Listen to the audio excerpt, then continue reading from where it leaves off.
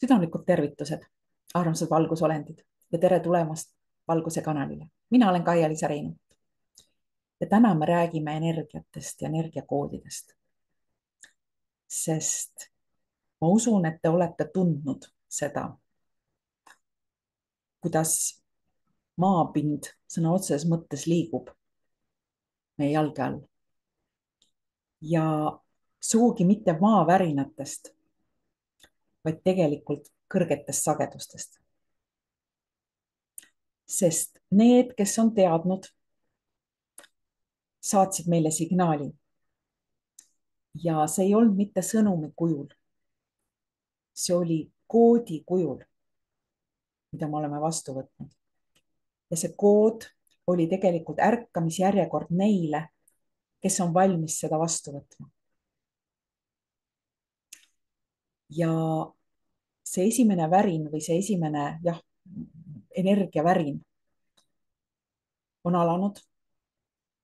Ja ma usun, et te märkate neid selliseid häireid maatriksis. Te näete, kuidas varjud tuhmuvad.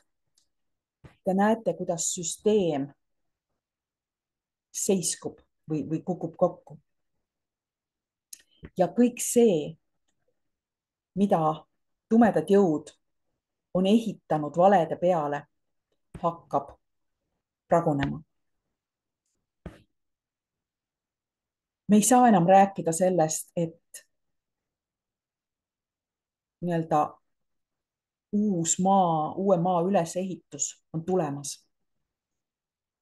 Et see lähtestamine, uue maa lähtestamine või taas alustamine on tulemas. Me ei saa seda enam öelda, sest ta on juba siin. Me elame juba seda ümber struktureerimist. Ja me elame tegelikult selle tsentris. Nii et hoia oma mütsist kinni ja lase sellel kõigel toimuda, sest see teekond on tõesti väga huvitav. Kohtumiseni.